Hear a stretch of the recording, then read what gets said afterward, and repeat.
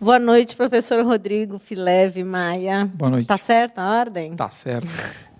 Então, nós estamos aqui com o professor Rodrigo Fileve e é uma honra, eu gostaria muito de agradecer a sua presença aqui. O privilégio é meu. Nós estamos aqui meio nervosos, né? Porque é uma situação de entrevista e para conhecer, inclusive, um pouco mais o professor Rodrigo, saber um pouco mais a experiência dele, a fim de que a gente consiga também, a partir da sua fala, fazer algumas reflexões para o nosso público no blog, o blog da Palavras Conectadas à FEI, que foi uma construção de um projeto didático, inicialmente, feito pelas alunas, por um grupo de alunas, e que já estamos aí no 3º ano, né? E hoje em dia praticamente se mantém com a ajuda de muitos alunos, monitores e de vocês, que nos concedem a entrevista enriquecendo o nosso blog. Então, muito obrigada. Eu que agradeço, imagina. Fileve, eu queria que você começasse falando um pouco sobre a sua formação, a sua história, quem é você, né? Que você diga para os nossos espectadores aqui quem é o Fileve, como é que foi a sua formação, que você ressaltasse algum ponto importante da sua história, profissional ou pessoal, que você acha significativa. Vamos lá, então. Bom, Rodrigo Fileve, eu sou engenheiro, eletricista com ênfase em computação e mestrado, doutorado na área de computação, né?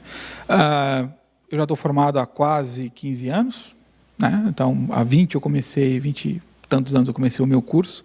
Faz 20 anos certinho, na verdade, que eu comecei a fazer graduação, eu comecei fazendo matemática aplicada, conheci engenharia, eu estava ainda no técnico, na verdade, eu fazia matemática e ensino técnico, o 4º ano técnico ao mesmo tempo, sou técnico em eletrotécnica também, e depois eu entrei na engenharia, ingressei na engenharia e me formei em engenharia.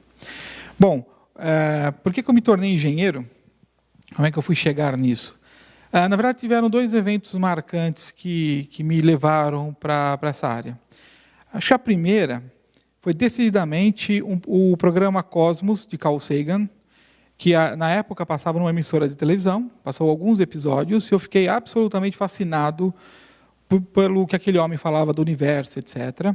E foi lá que eu decidi, eu queria estudar aquilo que aquele cara estudava. Então, por um bom tempo, eu queria ser astrofísico, ainda quero, na verdade, ainda pretendo voltar para a graduação, para o resto da física, e depois, mas estudar por puro prazer, não estou atrás de nenhum título.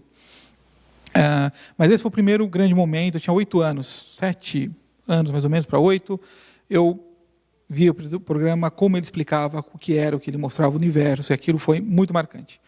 E o segundo momento, bastante marcante também, eu já estava no ensino técnico, um colega, o irmão de um colega nosso, entrou na engenharia de uma grande universidade e veio mostrar o que era o curso, como é que ele foi recebido, o caderninho que ensinava, dizia quais eram as matérias, etc. E naquele momento eu vi a organização da escola, eu vi o que era, o que se estudava, os sonhos daquele cara, e eu falei, puxa, eu vou fazer engenharia, eu vou fazer como nem esse cara, eu quero estudar na mesma escola que esse cara está estudando, e é onde eu realmente me graduei. Então, foram os 2 grandes momentos em que eu vi pessoas que tinham méritos para chegar onde chegaram, e eram pessoas bastante interessantes. O Carl Sagan é um cara absolutamente fantástico, e ele que me levou para a área, e a engenharia foi uma bela apresentação de um sonho, de uma pessoa que tinha um sonho, e esse sonho me convenceu. E aí eu segui estou nessa carreira até hoje. E pensando agora, né, nos desafios do jovem que vai para o mercado de trabalho, quer dizer, você relatou que, na verdade, você foi conquistado, né, houve um fascínio pelo curso, e muitas vezes a gente tem esse fascínio pelo curso e, de repente, tem um mercado de trabalho aí que a gente não sabe como lidar, etc. Eu queria que você contasse um pouco, que você falasse um pouco sobre a sua experiência profissional no Vale do Silício, como é que você vê hoje em dia a realidade dos nossos jovens que têm que ser super preparados, né? Enfim, conta um pouco para a gente como você vê hoje em dia a relação do jovem com o mercado de trabalho. Quer dizer, dá para ser feliz? Dá para ser feliz, tem que ser feliz, senão não há razão para você fazer as coisas, né? Se você faz algo que não lhe agrada, não lhe agrega valor, por que você está fazendo? Em termos de experiência profissional, você citou o Vale, né? Eu ia e voltava muito enquanto eu tinha uma empresa parceira de uma multinacional que está no Vale do Silício. E, então eu ia e voltava muito, passava um bom tempo lá. Algumas vezes por ano, passava lá algumas semanas, etc., trabalhando com as pessoas de lá. Tem uma diferença muito grande, marcante, na verdade, entre o pessoal que está no Vale e o pessoal que está aqui. Em termos de competência e capacidade, eu não vejo diferença nenhuma. Tá? Eles falam inglês melhor que a gente, na maioria dos casos é verdade. O Vale é um lugar interessante porque tem gente de todas as nacionalidades, não são só americanos, não são só indianos, não são só chineses. Você tem gente de tudo quanto é lugar do mundo, falando o tempo todo de tecnologia, pensando em tecnologia, discutindo tecnologia. Mas mais do que tecnologia, eles têm algumas características interessantes. A primeira é que eles realmente sonham e querem realizar aquele sonho. Então, eles não medem esforços. Se precisa trabalhar por horas ininterruptas, eles vão trabalhar. Eles não estão preocupados em ter o emprego, eles têm uma missão, têm um objetivo de fazer algo que é bacana, que é um sonho deles. Claro que eles querem, alguns querem ficar ricos e milionários, alguns ficam, a maioria não fica. Mas lá é um momento, lá é um lugar em que você tenta realizar aquele seu sonho usando a tecnologia. Então, a característica deles é que, primeiro, eles não estão procurando um emprego, eles estão procurando algo interessante para fazer. Eles querem ser reconhecidos por aquele algo interessante que eles querem fazer. E eles não medem esforços. Então, lá é comum você chegar eventualmente de manhã na empresa e não tem ninguém, e no dia seguinte está cheio de gente, tem gente que virou à noite. Lá tem muitos prédios que funcionam 24 horas, não importa a hora que você vai trabalhar. Eles trabalham por metas e desafios. Você tem uma meta e um desafio. Você colocou aquela meta, aquele desafio, você tem que cumprir. É muito importante. Lá você não pode falar, não deu. Não pode ter desculpa. Sabe o que é? Que eu tive um problema. Isso não acontece. Você tem a meta, você vai cumprir a meta. Existe uma pressão muito grande. As mesas podem ser enfeitadas, bonitinhas, com bichinhos, etc. Mas a pressão é grande, como é qualquer empresa. Por quê? A empresa tem um objetivo, o objetivo de qualquer empresa. E eles tratam um pouco melhor, um pouco diferente os funcionários? Talvez, mas existe a pressão, existe a cobrança pelo objetivo, a cobrança pela meta, e é bastante forte. Então, mas existe um certo glamour quando você está lá olhando lá de fora e fala, nossa, quantas empresas. Né? Lá é comum você ver o prédio do Google e andar mais um pouco e almoçar em frente à Yahoo. Isso é totalmente normal, lá ninguém liga para isso. Né? Também é muito normal se trocar de empresas, etc. Mas esse é um objetivo muito marcante. O que eu vejo, às vezes, no jovem aqui no Brasil é que ele está preocupado em ter um emprego. E por que ele está preocupado com o emprego? Várias empresas não querem um empregado, eles querem uma pessoa que vai resolver problemas, que vai realmente agregar valor para aquela companhia. Não quer uma pessoa que vai trabalhar das 8 às 5 ou das 9 às 6 e achar que no final de semana vai estar livre. Não é isso que acontece. Não acontece aqui, não é, várias empresas esperam aqui, não é o que se tem lá fora também. Claro que tem emprego em horário fixo, direitinho, mas os empregos, as pessoas que tentam se destacar, que tentam buscar o novo, elas trabalham a qualquer hora. Tem momentos de lazer, tem que ter, senão a pessoa pira, e lá você percebe que as pessoas que não têm isso acabam não sendo bem-sucedidas, acabam sucumbindo à pressão e etc. Eles têm muita dedicação ao trabalho, aqui também os nossos alunos, o jovem que no Brasil tem. E uma coisa que eles também fazem muito eles cuidam muito da sua formação, eles tentam saber o porquê das coisas, eles não tentam aprender 30 coisas superficialmente, ou só aprender porque alguém falou que eu preciso saber aquilo, e depois eu esqueço.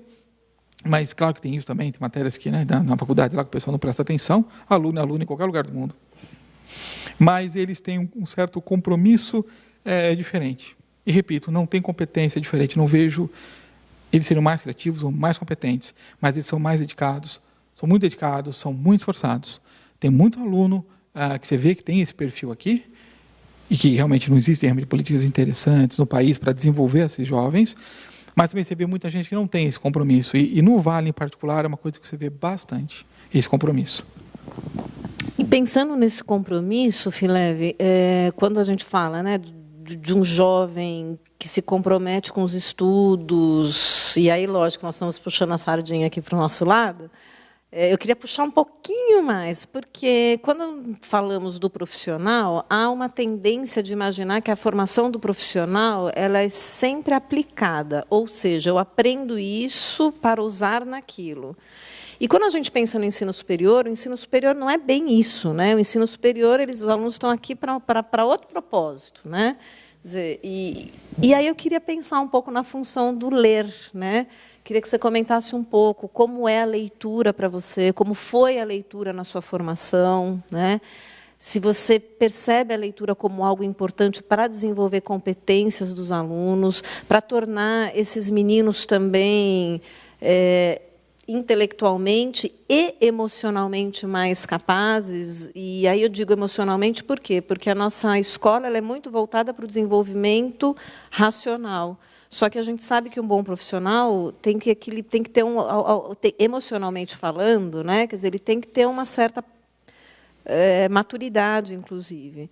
E eu queria saber se os livros podem fazer isso por nós, se pode nos ajudar. Quer dizer, como é que a literatura, de um modo geral, o ler pode contribuir para a construção de um cidadão melhor, de um estudante melhor, de um profissional melhor. Como é que você vê isso? Bom, leitura é fundamental. Estudar é fundamental. Estudar apenas tecnologia é importante. Estudar tecnologia é importante.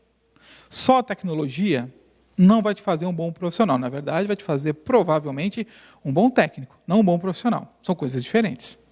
Não, essas observações não são minhas, que eu vou comentar agora, mas se você quiser subir na hierarquia de uma empresa, a atingir cargos mais altos, tanto na área técnica quanto na área gerencial ou de negócios, você precisa entender o cenário, você precisa entender a sociedade, o ambiente em que você está.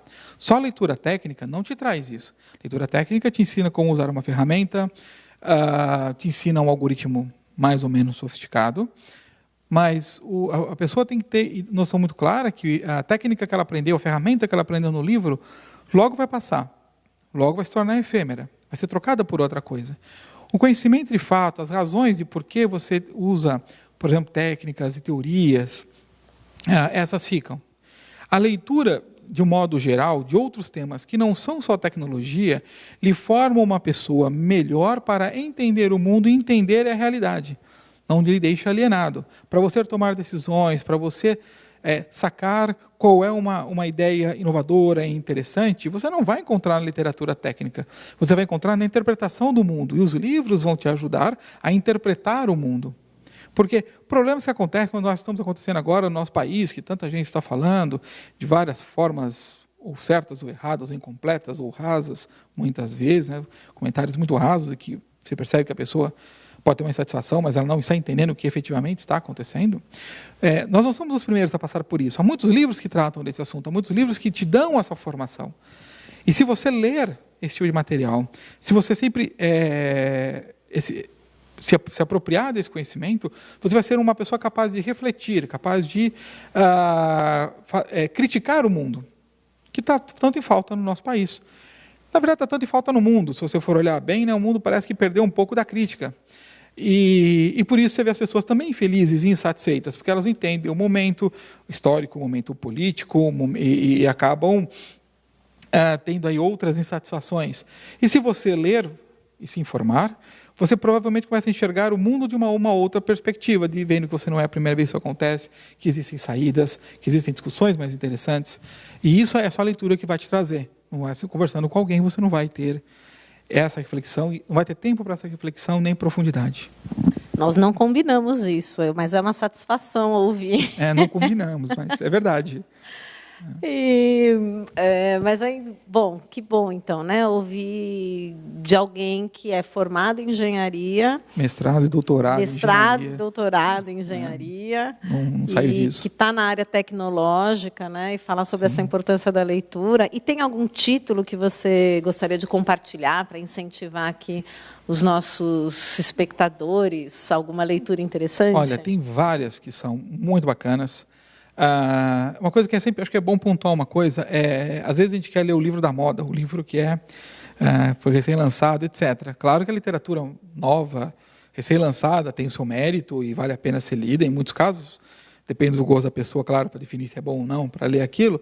Mas nunca se esquecer que tem livros que são antigos e que trazem conceitos e críticas e raciocínios muito interessantes. Eu estou lendo um agora que é de 1976. Chama-se Instrumental para o Pensamento. Ele vai tratar sobre um tema que hoje está em moda na área técnica, e ele vai tratar de uma outra forma. né? A Teoria Geral dos Sistemas, que é uma coisa que o pessoal da computação estuda bastante, é um livro de um biólogo que tem mais de 60 anos, e lá tem definições muito interessantes, mesmo para hoje. Agora, literatura, alguns títulos que me marcaram bastante, tem O Senhor dos Anéis, né, que um cara nerd gosta, né, então lê O Senhor dos Anéis, é um livro muito interessante, tem reflexões bastante interessantes lá dentro. E tem um livro que casa bastante com o que está acontecendo hoje no nosso país, se chama A Revolta de Atlas, da Ayn Rand. É um livro que vai discutir como uma pessoa... A Ayn Rand ela era uma refugiada na União Soviética, então ela vê o mundo comunista, o que se tornou a pátria dela, e ela foge para os Estados Unidos, e ela é filósofa, ela se forma em filosofia, etc. Ela foge para os Estados Unidos. Claro que ela tenta fazer filosofia no novo país em que ela adotou para viver. Ela consegue emprego como roteirista em Hollywood, afinal precisava, né, ter renda, e descobre que se você contar uma história bem contada, ela pode colocar os conceitos filosóficos. Ela não tem a certeza absoluta que ela é a fundadora do movimento filosófico, mas tem quase certeza absoluta que chamado objetivismo. E se você ler o livro A Revolta de Atlas, você vai perceber que o que ela descreve é uma situação que é uma reflexão sobre a situação que nós estamos vivendo hoje, sobre a crise que está na Venezuela. Então, você vê que isso não é novo. Ela, nos anos 50, escreveu esse livro. Então, por que é interessante ler esse livro? Porque tem gente que concorda, tem gente que discorda do objetivismo, da filosofia que ela coloca lá. Mas, pelo menos, você consegue ler com profundidade, consegue ter uma opinião crítica sobre aquele assunto, sobre a realidade. Então, esse livro é um livro que, para a atual situação, é um livro bem interessante de se ler. É comprido, é bem grande, são 3 volumes. Vale muito a pena a leitura. Que bom, uma ótima dica de leitura. E aí, para terminar, eu queria que você contasse um pouco agora o que te colocou na mídia, né? E, portanto, o Centro Universitário da FEI também, contasse um pouco o que é isso, essa história aí de algoritmo, mas que você contasse para uma leiga como eu, que não entendi nada, né, praticamente. E aí eu queria que você contasse um pouco essa experiência, como é que foi, em que ponto que está, o quanto precisa ser desenvolvido ainda. Bom, todos somos leigos em um monte de coisas. Tem uma coisa ou outra que a gente sabe fazer um pouco melhor, né? A ideia, esse algoritmo algoritmo é um conjunto de instruções que para o computador executar. Então, eu dou um passo a passo, comando a comando, do que o computador tem que fazer para resolver um determinado problema. Então, é um conjunto de instruções, de uma forma bem simplificada. De onde é que surgiu a ideia, né, de fazer um sistema que possa detectar potenciais pedófilos falando com seus filhos? Veio, na verdade, da preocupação com os meus filhos. Eles tem duas crianças, elas são pequenas, e eu percebi que existe um problema hoje na sociedade, no mundo, não é uma coisa nacional, embora o Brasil esteja no ranking, um dos líderes, é o 3º país que mais tem ou distribui conteúdos pedófilos do mundo, o que é um ranking muito triste para nós estarmos no 3º lugar. E eu decidi que, como eu não encontrava ferramentas efetivas para proteger os meus filhos, eu decidi, falei, vou estudar isso, vou tentar achar uma solução para esse troço. E comecei a trabalhar nas horas que eu tinha livres, nas horas aqui que eu tinha alguma disponibilidade, e convidei alguns alunos, ofereci esse projeto se tinha algum aluno que queria me ajudar. Essa iniciativa começou em 2011, com um aluno que topou me ajudar a desenvolver o algoritmo, a buscar as informações. Como todo trabalho, né, demora um certo tempo, o aluno foi muito corajoso em desenvolver essa primeira tentativa, não conseguimos o resultado que nós queríamos, e esse aluno me ajudou durante mais algum tempo. E em 2014, ano passado, 4 formandos do curso de Ciência da Computação, né, o Gabriel Dias, o Gabriel Lete, o Gabriel Tamassia e o Ítalo, eles toparam o desafio de acreditar numa ideia que eu tinha, uma ideia de algoritmo de conjunto de instruções que talvez pudesse levar ao resultado, e tiveram a coragem de implementar isso. Eles acharam uma base de dados para testes com esse tipo de algoritmo, que foi feita em 2012, para um concurso internacional. Bom, era um curso meio fechado, etc., mas era um concurso feito por dados que foram coletados nos Estados Unidos e na Alemanha, se não me engano. E nós usamos essa base para fazer os testes com a ideia que nós tínhamos, e ela deu um resultado interessante. É claro que isso não é um produto, não achamos a solução definitiva e final, temos um resultado que nos empolga e nos faz ter força para continuar o trabalho. Então, os alunos ainda continuam trabalhando nesse algoritmo, que de alguma forma a gente consiga levar isso à sociedade no menor tempo que nós formos capazes, né? Então, hoje, nós continuamos trabalhando after hours, todos trabalham, todos saem do seu trabalho, todos vão para casa cansados e se dedicam a esse projeto. Que seja um pouco por dia, mas se dedicam, estamos tentando fazer, estamos buscando passos para evoluirmos esse algoritmo e, quem sabe, num certo prazo de tempo, nós possamos entregar isso de alguma forma às pessoas. Mas, por enquanto, tem bastante trabalho. Não temos um prazo final, mas temos muito trabalho pela frente, temos um caminho bacana, desafiador, muito difícil, mas que nos empolga bastante para fazer e para seguir. Que bom, muito bom. Eu acho que, no fundo, a tua fala, ela mostra que ciência, tecnologia está sempre a serviço do desenvolvimento humano, né? Mas é só para isso que a ciência serve. Na verdade, uma das perguntas mais antigas da ciência é quem nós somos, de onde nós viemos e para onde nós vamos. Nós não respondemos isso ainda. Estamos muito longe de responder isso. A gente sequer entende o nosso planeta. Vamos ser honestos, a ciência sequer entende um planetinha pequenininho no meio de bilhões de outros planetas e uma única galáxia dentre bilhões de galáxias. Mas é esse o objetivo. É por isso que ciência é bacana, por isso que trabalhar com o desenvolvimento de ideias é bacana. Porque nós somos um pontinho pequenininho que nós ainda não entendemos. Olha quanta coisa tem para a gente entender. Então, isso é uma jornada maravilhosa e que eu espero que tenham mais pessoas que decidam partir para essa jornada. Ela não é melhor nem pior que outra, qualquer, mas ela é muito empolgante. Então, convido a todos que quiserem fazer essa jornada, que tenham coragem, saibam que vai ser muito difícil, não vai ser fácil, você não vai encontrar respostas fáceis, você vai se esforçar muito, mas você pode chegar a conclusões e ter visões muito interessantes sobre o que nós somos, talvez quem nós somos também, por que não? Muito bem, muito obrigada. Eu que agradeço o convite. Eu, então, deixo com vocês, a gente tem bastante a refletir depois dessa sua entrevista, tenho certeza absoluta que nos motivou aí algumas perguntas, que gostaríamos de continuar aqui a fazer, a bater papo a noite inteira.